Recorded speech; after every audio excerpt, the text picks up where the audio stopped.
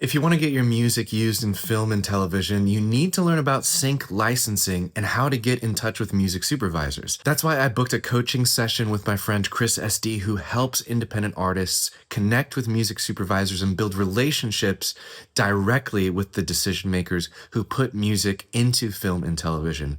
And I filmed the whole coaching session. It was a public Zoom, so there were other independent artists in the room too.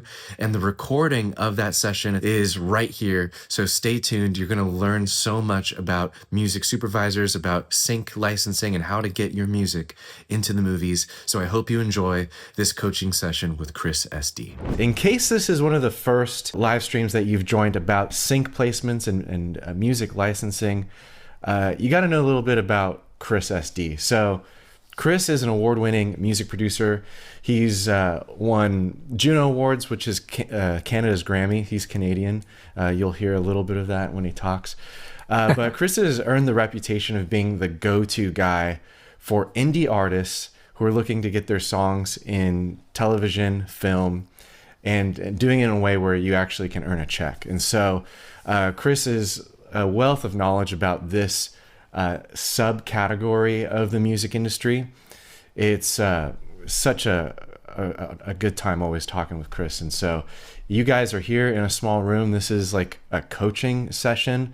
I would think of this as like sync licensing for beginners, because I'm assuming that many of us are wanting to get into sync licensing for the first time. So Chris is the perfect guy for that. So Chris, my friend, thank you for being here today and lending your wisdom and time to anyone who decides to join in on this coaching session today. Really appreciate you. Of course, Ryan. Thanks for having me back again. This is always a pleasure. We're super busy gearing up for our, big thing, 2026 happening here. So, yeah. Dude, I want to just kind of start out from the very beginning because if anyone has never heard of sync licensing before, let's just get that out of the way first. So can you tell us really quick, what is sync licensing? How can musicians make money with it? All of the above. Yeah, absolutely. So essentially what licensing is, I'm going to frame this in a bit of a story. So when I was producing records up in Toronto, so I live in the US now, but when I was started out in Toronto producing albums in like a big studio, I was working with major label artists and I was working with indie artists as well. And the thing is that for the indie artists, a lot of their music was just as good as the majors. And so I was always like, how can we get their records to do something? Because, I'd usually cut them a deal. We'd work really hard on the album. And they didn't have the managers of the labels or the agents or anything propelling them along. So it was like, well, how are we going to get the music out into the world? How's that even going to happen? And it was right around the time when sync licensing started coming along, and it was like this kind of new cool thing to do. So now we're all caught up. It's that's where I was, over 15 years ago. And it was basically like, what is sync licensing? And I was just learning about it myself. And so it was basically the whole idea of being able to take your song, license it, but what you're doing is you're lending it to a movie studio or a TV studio or like an ad agency to use in their production. So you still keep the copyright. It's still your song. There's no, nothing goes beyond the actual license. And so you're saying, I'm going to let you use my song in this part, in this episode or whatever, and in return, I want to get paid. And that's exactly how that works. So you're basically saying you can use my song in your production, and then they pay you a sync fee up front. And then if it's like on shows and stuff, often there's these back-end royalties that come in as well. So you can get paid that way. People often get in the thousands of dollars for just the sync fee up front, which is amazing. So that's the basics of licensing. Yeah, dude, I love it. Yeah, it's putting a contract in place, gets the musician paid. And I want to ask about budgets because I think that's what everyone is like first interested in this category, right? They're like, okay, like this might be more of a paycheck compared to streaming, right? You're getting paid as an artist from a corporation, right? From a studio, from some place with a ton of cash. Like talk a little bit about that versus like getting pennies from streams, because it's completely different, right? Oh yeah, it's night and day. So essentially, in terms of the money that what you can make in licensing fees can be $500 or pro bono. Like if you have a friend who's doing a student film or whatever, you can get like, a few bucks here and there or whatever. But then, once you start getting into like good shows, decent shows, you're, 1,500, 2,500. If you get into like a proper, like established network show, you might, 5,000 to 10,000. And, goes all the way up from there. So I got an artist $30,000 for one placement in the season finale of a show. So it can pay a lot of money, But interestingly enough, it wasn't even the money that attracted me to sync licensing. That wasn't kind of why I even got into it. It was the exposure, because so many indie songwriters and artists and musicians want to get heard. They want to break through the noise because like everybody has a record out. Like everybody, you go on SoundCloud or Spotify, it's just inundated with all of these artists all trying to get the attention of the few listeners, trying to get, attention of labels and all this other stuff, which is, if we're honest, it's next to impossible. It's super hard to do. So you basically are a needle in a haystack, right? You've got all these people just fighting for attention. And I'm probably being conservative here, but 99%, I'm guessing, of all the independent music out there, like there's 100,000 songs a day that go up to Spotify, which is insane. 99% of all the songwriters out there are going to drift off to obscurity, right? There's never going to happen for them because there's too much music, too few opportunities, not enough listeners. They're just overwhelmed with music, essentially. So I came up with this idea of not only using sync licensing, and we can talk about the different ways people can get into licensing their music, but I took the hardest path. I took the path of connecting directly to the go-to people, the music supervisors. They're the people who are hired by the movie studios and the TV studios to get music into TV and film. So I wanted a way to connect the indie artists I was working with in the studio directly to those people who do that and skip over the middlemen, and go straight to the source. So that's how everything sort of started, and why sync licensing can be really, really hard on one side, but an incredible, it's like the last bastion of massive promotion for an artist that's around these days. Like the labels are pretty much gone. No one's getting on radio.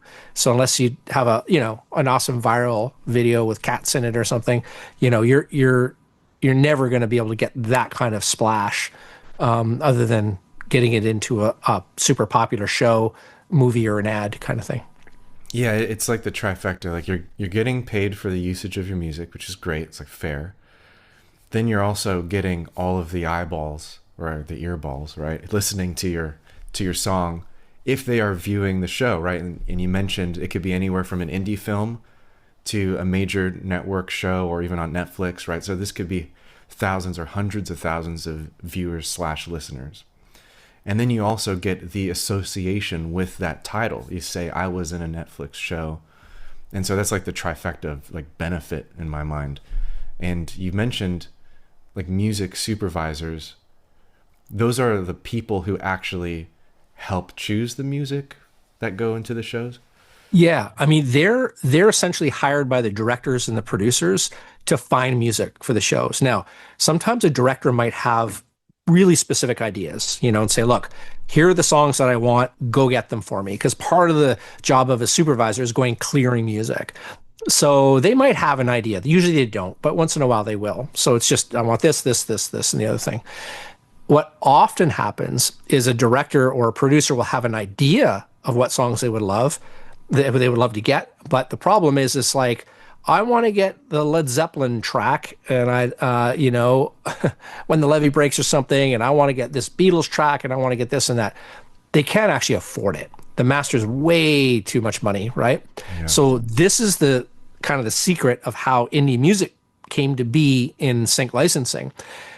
If studios could, they would license all day from major labels, and they would just go after all the top artists if they could, right? But they can't. Yeah. They just can't do it. too And expensive. they know that there's music that is just as good, that's independent, that's just not known. You know, you might live in a small town and you've got like whatever, 1,000 fans and, you know, on social or something. And you're just out there like with everybody else who has music out doing the same thing. The millions of other songwriters, they're all doing the same thing. But your music is actually fits perfect in the scene where they could swap out Led Zeppelin and stick you in there. Now, maybe you don't sound like Led Zeppelin. That doesn't even matter. It's the emotion, right? That they're after. It's the synergy between the picture, what's going on the screen, and the music, and making sure that that sort of speaks to it. You know, like a good example is I don't know if anybody ever does this. I do it sometimes.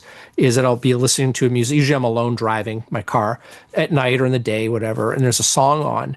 And so usually, if it's somewhere kind of cool at night or whatever, when I was in California out in the desert or something, you know, I was literally in a movie scene. You know, the song's playing. And I see the stars and the lights on the road, and I feel like I'm in a movie scene, you know? And then another song would switch on, and it would still be a movie scene, but a different movie scene, you know? So there's a place for every kind of music. You don't have to sound like the thing that they're trying to get all the time. And a lot of people think you have to write for TV and film, right? You got to like, oh, it sounds like this. So I need to learn how to write and do that. That couldn't be further from the truth. The music supervisors are actually looking for music that comes from your heart and your soul, the stuff that you write about all the time, the stuff that is going to move the audience. They want authentic music. They don't want you know, because we can all tell when it's like, they're trying to do something here, right? Or sound like something. They want real stuff. And so that's why independent music is so valuable, right? But the big challenge is, of course, connecting with these mythical music supervisors kind of thing. Yeah, you know, and you mentioned like the social media presence of an artist. Like, does that come into play? Like, if a music supervisor hears a track and they love it, but then they see that the artist only has like 100 followers on Instagram, is that like a deal breaker or Doesn't even matter. doesn't? They, They they just couldn't care care about less. the fit. Yeah. Like, you know, we got two people I work with, songwriters. I got 5 of their tracks into Anora, the biggest film of the year, right? Won 5 Oscar awards. And one of the guys named Doug lives in a tiny town outside of Ottawa, Canada. And I introduced them to the supervisor in New York, and they hit it off. And 3 tracks into the biggest film of the year changed his life. Hmm, Unbelievable. that's awesome. Yeah. It's like a completely different narrative than the like, you know, build up your social profiles, get a lot of Spotify streams, like impress a manager or a label. It's a completely different way Oh, to get yeah. your music used. Yeah. Yeah. And you know, the other thing too is that it doesn't matter how old you are, where you live, where you're from, what kind of music that you play. None of that matters. It only comes down to the song, you know?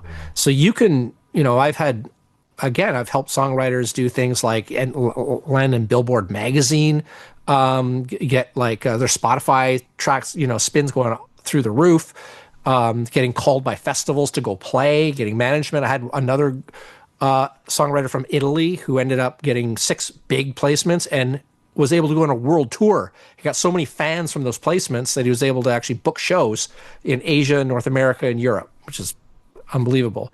So that's the kind of impact that it can have, you know? Yeah. It's like that trifecta.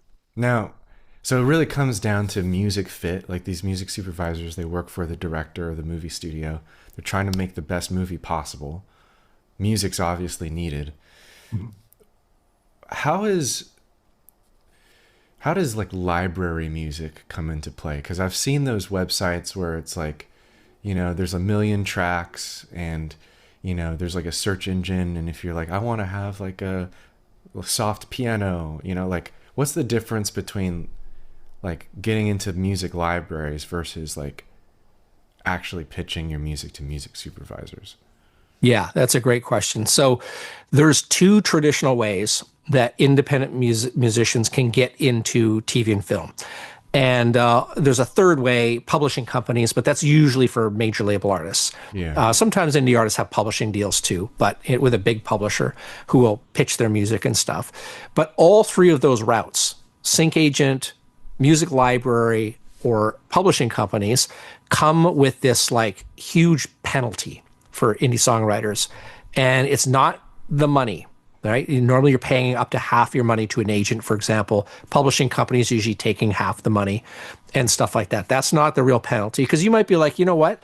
They've got the relationships with the supervisors, so I'm cool. Like, I'm happy to have them pitch music. I can work on writing music and producing it, and they can get me sync placements.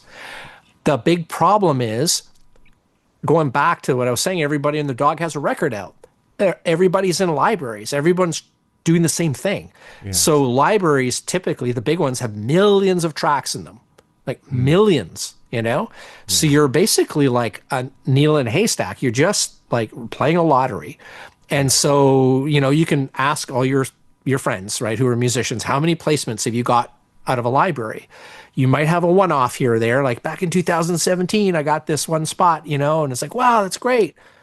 Well, that's all that ever happened. And for everyone else who asked, big fat zero, right? Yeah. So how do you make it happen without playing the lottery? Because everything that you do as a songwriter seems to be like playing a lottery, right? Trying to get more Spotify streams and promote yourself, and like, because everyone's doing it, hoping a label, like labels don't even discover you anymore. You've got to work up, just so what you were saying, you know, Ryan? So it's like, you got to fight to be noticed. There's very few things that you can do now that can put you in front of a big audience without being signed to a major label, you know, or having a viral hit or something. But even then, it always ends up catching the ear of somebody who can blast it into space. You know what I mean? It's always about who you know in the end. It's not a dirty word. It's just like having to have a relationship with people who want to work with you to make things happen in a bigger way. Sync licensing is that last bastion of being able to kind of, you know, get your music out there. So libraries, agencies, and publishing companies we need them because they're important, but they're not good for indie musicians. Yeah, and at the end of the day, they all kind of stop at the decision of a music supervisor anyways, right? So yeah. And they're great for people who are known. You know, I had a very famous musician last year actually send me an email saying, hey, I heard about you and what you're doing. I'd like to work with, you know, I'd like to be introduced to these supervisors and do all that stuff. And I'm like, no, dude, you're famous. You just need to get an agent. Like, you don't even need to do it yourself. You can, you know, I don't need to be, because what I do is I introduce indie songwriters directly face to face with music supervisors, skip over the middleman, and that's how I make things happen for Sync Songwriter and stuff like that. Yeah. But I'm like, you are, you know, these are like old, I don't want to name names, you know. So he wrote a bunch of songs that were huge in the 60s and 70s, right? Maybe early 80s. And he still tours, he's quite old, but he was massively famous. And I was like, you already have a name. Agencies are great for people like that. If you're famous or semi-famous, or you got the flavor of the month or whatever, agents can be good. Libraries, not so much, because you're still, you know, lost in the ocean. Yeah. But if you're anybody other than that, they don't usually work out very well. Yeah, that makes a ton of sense. And then, like, similar to libraries, someone actually asked this in the chat. Like, libraries are like unlimited music, you'll get lost. Like, what about AI music? It almost seems to be in the same category in my mind. Like, why aren't music supervisors just on their own little laptop being like, well, I'm just going to make my own like song on Suno and like, give that to the director? Like, yeah. So I'll go in kind of ascending order of importance. The first reason that they don't do that is because the music's not there yet, right? It's I mean, surprisingly good, you know. The dog does a really good trick and all that. I mean, AI is pretty nifty, you know. It's like pretty impressive, right? But when you compare the tracks that come out of it, unless you're a producer and you're doing, because there's a few of those bands, right, who've gotten onto Spotify, and, you know, I think one even landed in Billboard or something. Those are like top of the line producers typically, or people who spend a lot of time, right? They're not just prompting and 15 minutes later, out comes a song. Still They're a like lot of work that goes into ton it. of work. Yeah. AI assisted, really. Yeah. Yeah, it is AI assisted. Exactly. So they're creating it piece by piece and putting it together. I've heard tracks that have come out of Suno that were like cool and like surprisingly good, but the drums don't have the punch, and the guitars always sound a little chorusy or weird. The vocals got that AI gloss thing, and the sentences end kind of a little bit weird. So it's not quite there yet for that. Yeah. But the most important reason that they don't use it is because you need to own the copyright of the music going into a show, movie, ride legally. In AI, companies will say, if you use our thing, it's your stuff, right? We in our terms of use, go ahead, it's all yours. You own it, right? The Copyright Office doesn't care about that because they're still legislating all this, right? So as it stands now, this year, probably next year, in the years, maybe who knows how long, you cannot legally take a purely AI produced song and put it into TV and film. You can't do it legally. But you can use AI as a tool, and you can use it almost any way you want if you write the melody and you of course wrote the lyrics, right? Those are the two parts of the copyright. So if you've got those things down, you can use it as a tool to produce and come up with sounds, or I want a piano part that sounds like this, Beatles 1968 White Album or whatever, and you can kind of do those kinds of things. If you don't have access to that stuff, you can help it, it can help you write, come up with ideas like magnets on a fridge, but way more advanced and stuff, but it can't do the work for you. Otherwise you can't copyright it. So that's the big reason why AI. So you can use it as a tool and you can get it into TV and film, but you can't just use it as the thing, right? To do it. It makes sense that they're being really careful about that, because let's say in a court case 3-4 years from now, they rule that AI generated stuff belongs to no one. You don't want like hundreds of television productions to have to be scrubbed or go back.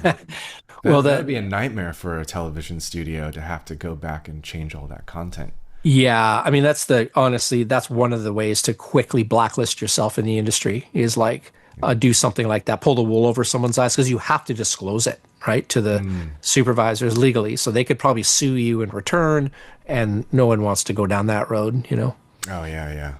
If an artist said like, oh, I made this, it's 100% original. But they find out it wasn't, they probably sue you. Yeah. Well, don't do that, folks. Be honest. Okay, but yeah, so we talked about music supervisors. That was really helpful. Like, how do you find them?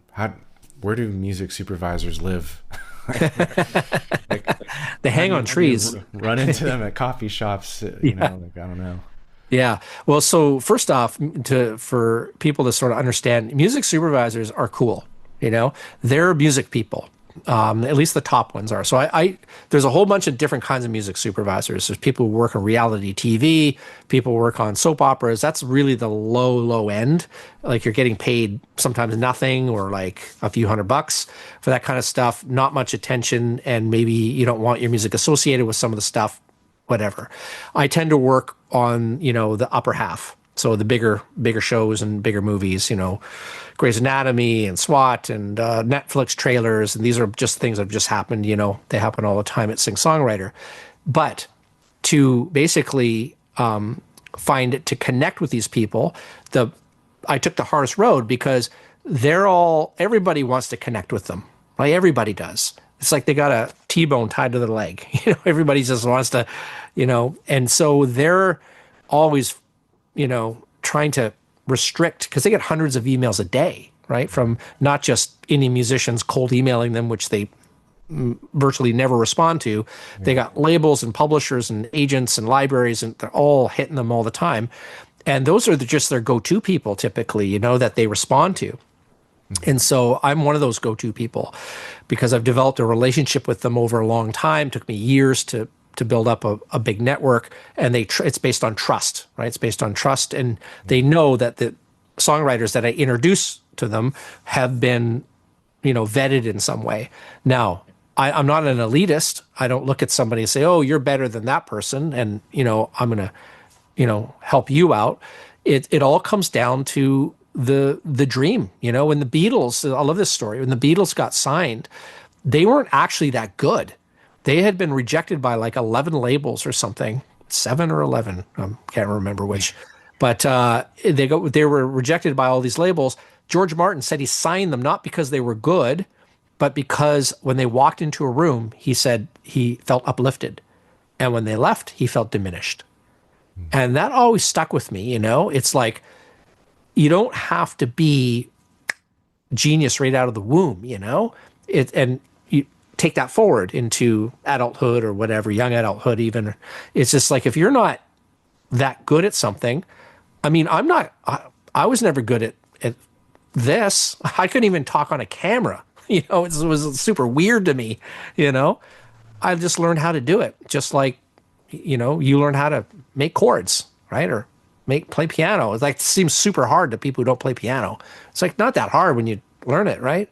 So that's the same thing with licensing and all of that, is that you just need to be a good songwriter, work on your craft and make that happen. And then you can, if you've got good songs, that's all that matters. The production and the recording's easy, I had a woman send me a song on her smartphone, and it was a good song, but she just doesn't record or anything. She's like, I really want to get this into TV and film. I'm like, well, I still produce records. I have an online studio. And I'm like, I can help you with that. And then why don't we see what we can do? And she's like, great. She got 4 placements, like quickly. So it's you don't need to be a pro kind of thing. We should cover that a little bit, because obviously the reason you're here is because you're in the sync world. You help land placements for artists all the time.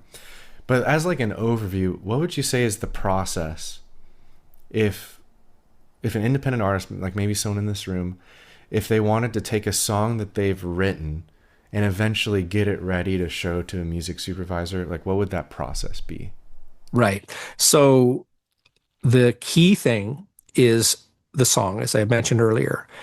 Your production level, a lot of people worry about the production. Yes, the production has to be above the bar for TV and film. But that bar is not like the next Adele record, if she ever puts one out, It's like just as good as anything else getting into TV and film. It's actually the easiest part, because even if you are learning how to produce or record at home, I'm always like, don't waste great songs. If you're a great songwriter, don't waste your great songs on mediocre production. Just hire someone within your budget to help you out and learn from them. As you're learning how to do it, like keep learning, maybe take a course or like learn online or learn from your friends or learn from the actual person you hired. And then you'll have great recordings of your great songs. And then you can be getting those to supervisors, and then as you get better and better and better, you do that. So the production's the easiest part. When you're writing your music, there's something that stops a lot of people. That's a really simple thing, is it's really hard to place a song with like a really specific lyrics. If you write a song about New Orleans or Sally or, anything that direct, it's super hard to place it, because it's kind of got to have something to do with New Orleans or Sally or whatever. So it's better. You don't need to dumb down your song. It's not like, oh, you got to just, basically have these inert sounding songs. It's just, as you're writing, pay attention to it. If you can't avoid it, it's not, whatever. Who cares? You're an artist. It's not a sync song. So, but often you can just change a few words here and there. Just be careful. Like, how else can I say that so I can have many more people relate to it?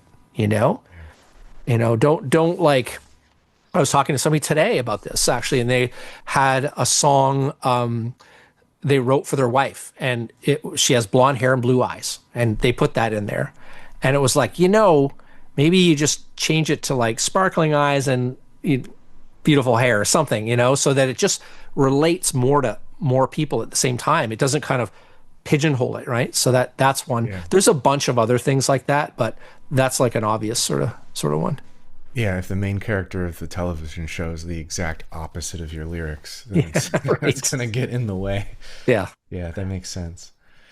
Yeah. And then, so would you suggest that people just go online and find music supervisors and just like email them out of the blue? That sounds like the wrong No. answer. That is definitely the wrong answer. Yeah, that does not work at all. In fact, it quickly puts you in the spam folder, right? They just like, Sure. Yeah. they just mark this as spam. Anything else coming from this email address, or people hitting them up on social or something, or LinkedIn or something. Not good. Not a good idea. No, they get all kinds of emails. They go straight to their, usually their spam folder or something like that. So you need to connect directly to these supervisors. As I said before, it's very hard, right? You don't want to be behind a paywall or like a middle person, right? A middleman, because what happens is that they get the credit for it anyway. Like the way it works is that if you're in a music library or you're with an agency, the supervisor goes to the agent or to the library and gets a song out of the maybe millions of songs that are in there. They get a song. And then who do you think that they're shaking the hand of, metaphorically?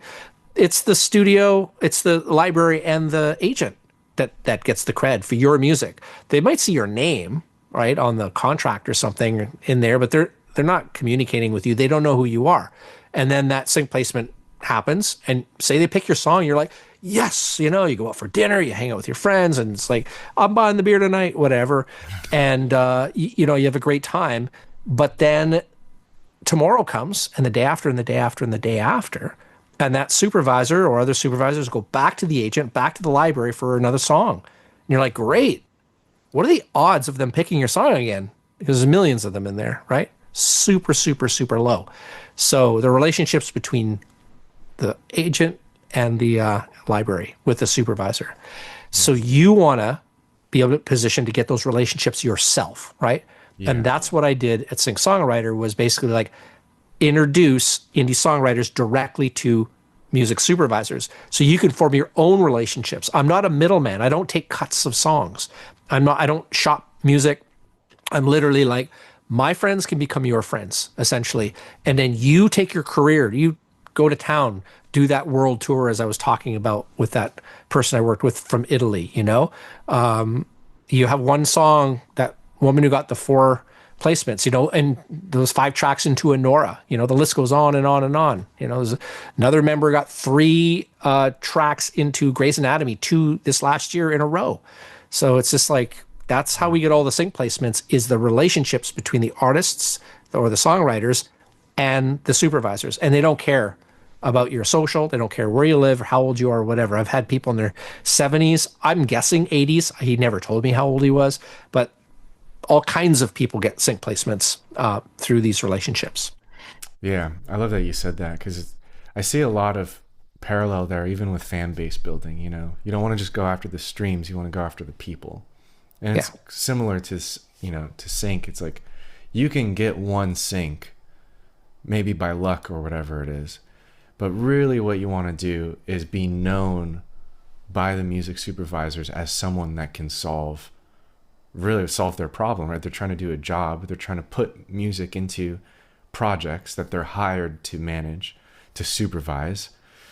And if you're an artist that can help them do their job better and well, and make everyone happy, then you're going to be a repeat artist in their world, right? Am I getting that?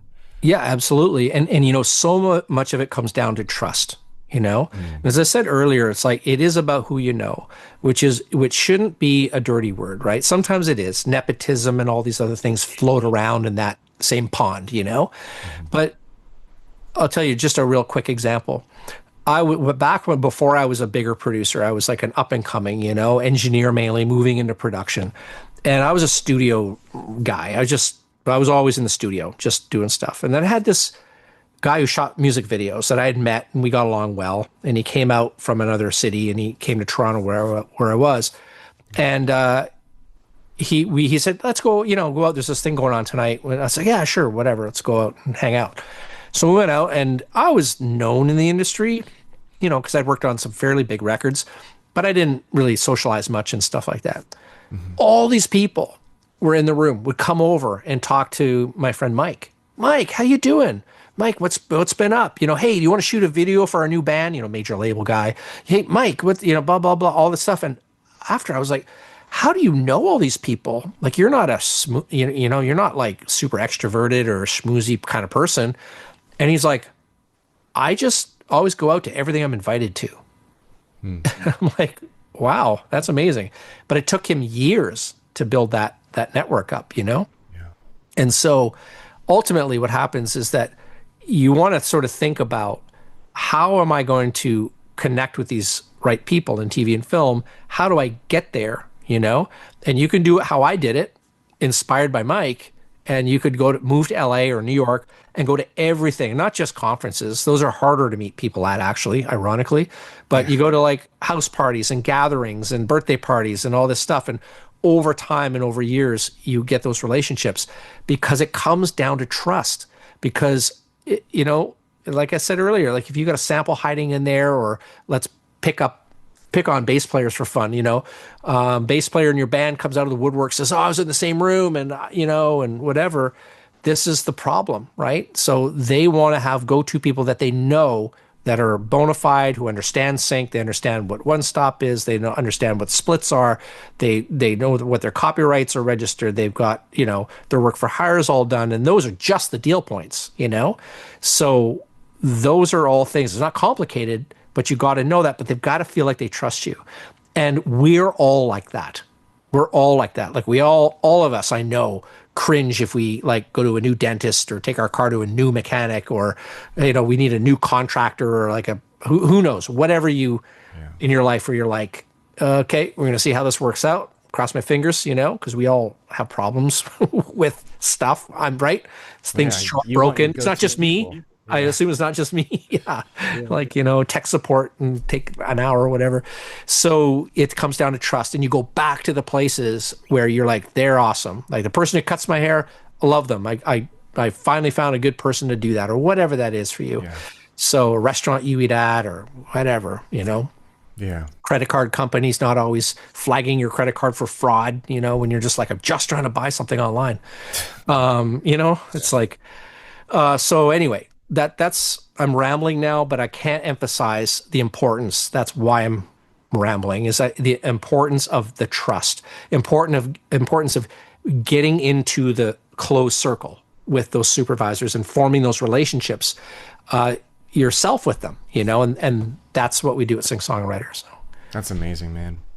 I think we should open up to questions in the chat, but I noticed on your website that in about a week you were hosting like a meetup with music supervisors. Is it okay if I share the link for that? Yeah, absolutely.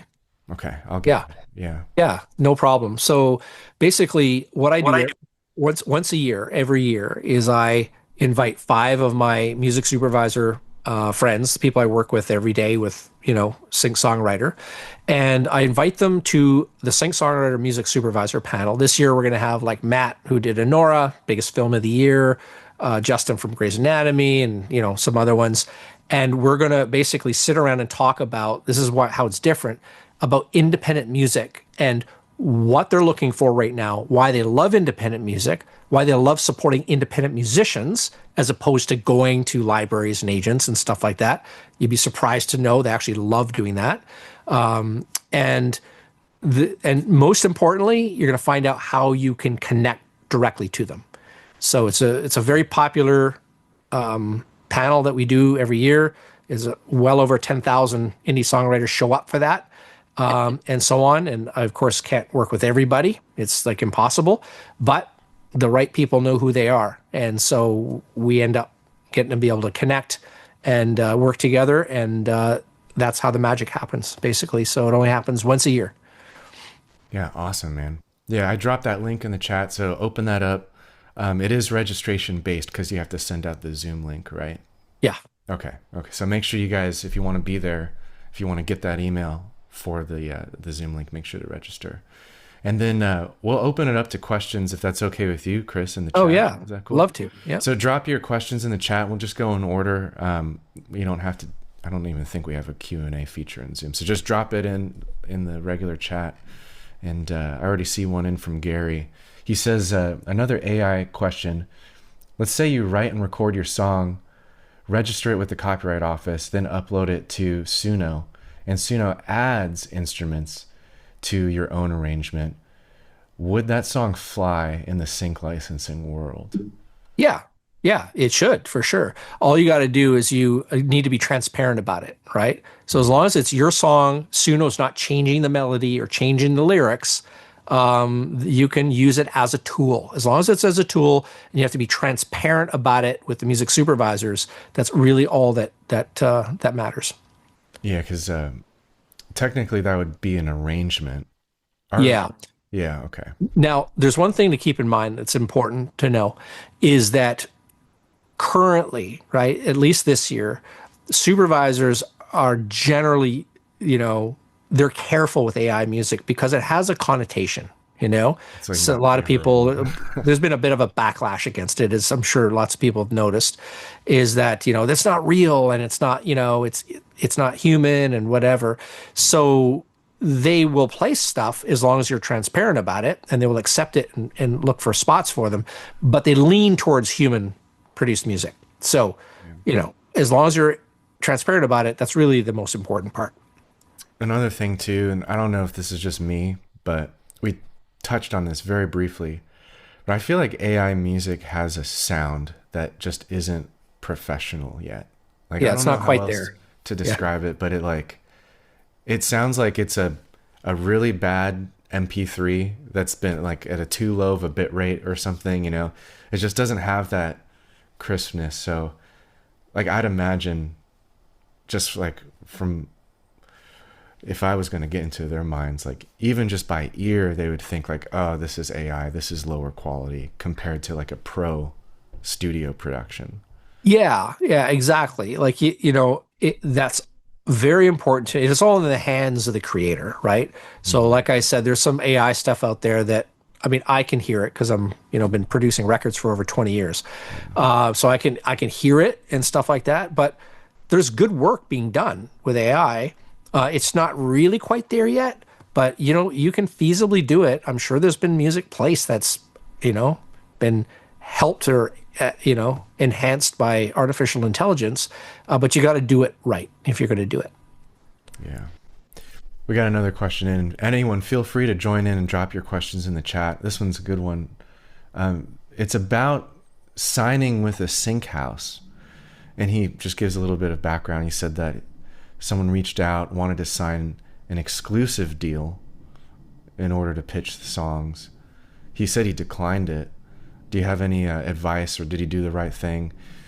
Maybe we can talk about exclusive deals versus non-exclusive really quick too. But Sure. Yeah. So non-exclusive means that you can upload your song to a library or sign with an agent, and they'll pitch your music, but you're free to pitch your music as well, or someone else can, or whatever. So yeah, they have a non-exclusive deal. There's no exclusivity over your music, right? So they're pitching it and you're pitching it, and other people can do the same thing. yeah, An exclusive deal means they're the only ones who are allowed to pitch it.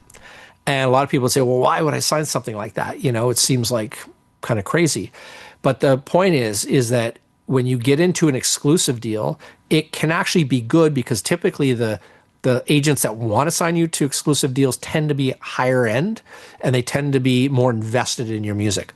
Not all the time. So rejecting it might have been the wise thing because they also lock you in for a specified period of time, right? You should never, ever sign anything in perpetuity, meaning forever. Always have an out, right? 2 years, 3 years, 5 years, or whatever. But it can be good if the agent's good and they believe in your music. So, I always advise if you're famous, semi-famous, as I was saying earlier, flavor of the month, agents can be great. Or if the agent really believes in you, like you can get them on the phone. They're like, that they're pitching you. They're telling you regularly who they've shopped your music to, and they're excited by your music. That can be a good avenue for you. It's just rare, it just doesn't happen very often that they're actually honestly excited about your music, and you might get locked in. So I can't comment on whether that was a good situation. It can be good and it can be bad. So yeah. And I'll just add to that a little bit because many, people on my list and my audience, they know that I have a film composing background, and I signed away some tracks back in the day to an exclusive agreement, and like they got some syncs, and it pops up on my BMI every once in a while. But honestly, like now that I've met you, Chris, I wish that I had control over that music, and I just don't. It's outside of my library now. And so that's the thing with signing away in perpetuity. It's like goodbye music. It's always going to be Yeah. their Yeah. property now. So Yeah. Well, it's not their proper. Well, maybe you signed a different deal and stuff like that. Even if it's not their property, you're still not allowed to pitch it for TV and film. Like you can't right, do yes, anything with it. So if you wrote it for TV and film, they're like, we're all the only ones allowed to do that. And then you don't know if they're doing that. That's the biggest problem. yeah, they could shelf it, right? They could just like never look your way, even though the contract's in place. Yeah, it's just so opaque. It's like there's some services out there where you pay money to send a song off, because they're going to review it and then they're going to pitch it. It's like, well, they might be doing that. You don't know. You're sending your money to them and you don't know what's going on, right? So I never like that. I like to be in control, and you should reap all the rewards of not only the money, but the much more important part, the relationships. Because you don't have relationships, Ryan, with these people who synced it, right? It's just Yeah, the library does. And so the library, exactly. yeah, so you have no opportunity to expand on that. You're just kind of at the mercy of this entity. But when you Yeah, have the relationships directly, they're calling you up, and hey, what seriously. else you got, and or you got 10 new tracks and you ship them off to them. That's exactly how it is. Like the only reason I know is when the royalty statement comes in. It's not much, but Yeah. but they've already taken their their cut, and I don't have the relationship at all. I'm not in communication with any of those production companies that went through Yeah. that publisher. So Yeah. yeah, I'm glad we touched upon that. Let's see. Jimmy's given you love in the chat, Chris. I'll read what he said really quick. This is from Jimmy. Hey Chris, just wanted to chime in and say and let the rest of this community know that I've been fortunate to have taken that leap of faith a few years ago, and I continue to work within Chris's vision. So he must have gotten coaching from you. Cool. He says he's a real deal great teacher. I mean, we all knew that just by listening to you today. And Sync Songwriter is well worth the investment. So he wants to thank you and us for putting on this live stream. Ah, amazing. Thanks so much, Jimmy. That's really appreciate that. Yeah, yeah. And then we got another question from I don't want to say it wrong. Leave that. I'm sorry if I butcher that. But he was asking, does Chris take clients? And I actually don't know the answer to that, so I'll let you take it. Yeah, so that's a great question. So I don't, no one can hire me for one-on-one and stuff like that, if that's what you mean. Like I don't work for fees and things like that, and pitch music and private things like that, because that would turn me into an agent, and I just don't want to be an agent. I started this because I wanted to help indie songwriters. I was in a band myself, trying to get my music out there. Became a music producer, had the power to help do that, and I mean, it's weird, but maybe we're all like this. I don't know. But, I started off probably like a lot of other people. It was always about me, my music, my, notoriety, it was very like, maybe I was just more self-centered in my early 20s. I don't know. But I can't remember exactly how I was. But, I get so much more joy now out of helping. I don't, it's like I can 10x that awesomeness, because I can help so many people do these amazing things. And it's great music and it gets out there in a big way. So I can do what I want with my own music anytime I feel like it. But I just love that aspect of it. So that's why I don't take on individual clients and stuff like that. And besides, I like to, really work super hard with the artists that I work with. That once a year we do that thing, and just go to town for 6 months and help them every way I can. And then I like to be able to have my own time. I have a sailboat I like to go sailing in, and I have a daughter I like to hang out with and do fun stuff. And we like to travel and things like that. So, living life too. So that's important to me than just work all the time too. Yeah, yeah, for sure. Though, I think that everyone should do this free thing coming up. Though I'll drop the link again. So that Oh, hang on. I'm going to mute someone. I hear some background noise. There we go. Yeah. That would be really a really good place to start, though, and coming to the Sync Songwriter Supervisor panel, because we just got to stay in your orbit, right, Chris? And then you'll let us know everything that comes up throughout the year.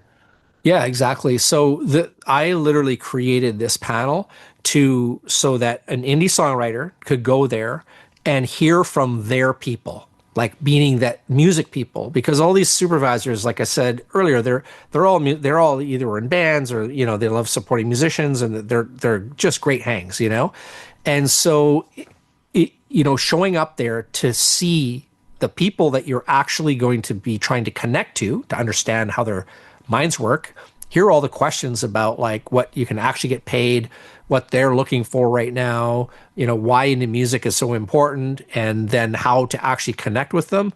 I mean, that's what that panel's about. I'm a more of a results person. I fully support. I do have emotions, and I do, I try to be there for people, and I try to make people feel better about a situation when it demands it. But at the core, I'm all about the sync placements. I'm about like, let's rock this thing, man, and get some awesomeness happening. Because as woo woo as you can be, or as like helpful or emotionally supportive, it's that to me comes in between the success. And so I'm all about, how do we take indie songwriters who are basically nobody, right? And if we're honest, right? Because everyone's got a record out, you're just floating out there in the noise. No one's really heard of you on a big scale. How do we take some of those people, because I can only work with a certain, like a drop in the bucket. How do we take those people and make amazing things happen, like has happened to these other people that I talked about? So that's my mission in life. That's what I love doing. So that's awesome, man. I think as far as time goes, we probably have to do a last call on questions in the chat. So if you have anything else you want to ask Chris, go ahead and drop that in. And then I see a question from Stuart about the panel, because this only happens once a year, right? The panel. Yeah. So he's asking, if he can't attend because he has a conflict, will there be a replay sent out of the panel? Yes, there will be a replay. We don't always send replays, but the panel is so big every year, and it's such an important thing that it'll be up for a few days. Yeah, there'll be a replay there. So yeah. And then Barb also asked about the replay of this session, and yes, I will send out a replay of this session too. So yeah, awesome, Chris. Well, hey, going once, going twice on the questions. Let's see, I got a thumbs up. Is there a replay for this? I don't know what that is, but we will send out all of the applicable replays. But yeah, guys, can you please really quick just say a big thank you to Chris in the chat for him, taking his time out of his life, spending time with us, sharing his wisdom and experience. Chris, from me, thank you as always. It's always a pleasure having you just share everything you know about Sync, and especially sharing the results that you've gotten with the other students too, because that's a big part of it as well. Like, it's one thing to talk in theory, and it's a completely different thing to talk about, oh yeah, this is what we've actually done. And it's just incredible to hear everything that Sync Songwriter's doing. Thank you for that. And that's always my biggest advice to people who are like, because there's all kinds of people online, like doing stuff, right? Or trying to sell things or like whatever. And it's like, well, how do I know, who's the shark and who's not and stuff like that? You got to pick the people who can walk the talk, people who can point to things, concrete things, say, I did that, or I made that make that happen, or whatever. That is the key, right? Is that you need to judge people literally by what it is Jimmy. As much as I appreciate your kudos and your compliments, that wouldn't go anywhere to convince somebody who doesn't know you or me that they should, consider sync licensing or even, working with me. What really matters is the results. And we have tons of results. I have a page full of interviews that I did, and that's a fraction of the ones that we've gotten, and that is exciting. And 2026 is actually gearing up to be our biggest year, mainly because we keep expanding and more supervisors work with us and stuff like that. But the exciting part is a little inside information is I've been talking to some supervisors. I talk to them regularly, but I was talking to them about, the state of sync licensing and everything, what's going on. And there was the strike that had a long hangover, and things were last year, 2024, then 2025 was picking up and stuff. And then before that, of course, the pandemic. And they were like, all of them have said 2026 is shaping up to be a huge year. Everything's firing on all cylinders. There's all kinds of stuff in production that's now caught up because they had to, produce it while the supervisor are waiting, right, to get the music for it. So it's taken off. So there's going to be a ton of opportunities this year compared to last year in 2024. So, dude, seriously, I believe it. My IMDb notifications are popping off right now. Yeah, so many movies I want to see. Yeah, I know. Yeah. Well, amazing. Guys, thank you for being here. Thanks for being a wonderful, engaged audience. And I just want to drop the link one more time because even though we're ending our session today, the bigger, more important session with the music supervisors is in about a week and a half, a little under that. So you have to register in order to get that Zoom link. Chris is going to send it out, and I'll be there as well because it's just a great time. So thanks again, Chris. And thanks to everyone for being here. And man, I'll see you guys in just a few days next week. Yeah. Thank you so much, everybody. It was a lot of fun, and hopefully see you at the panel. It'll be amazing. And Ryan, as always, it's a pleasure. You do amazing work for your community. So I love supporting everything that you do. So thank you. Thanks, dude. Appreciate that. All right, everyone. Don't be a stranger. Be at the panel, and I'll see everyone there. All right. Thank you. Oh, dude, thank you. Thanks for being here. See you, everyone. See you later.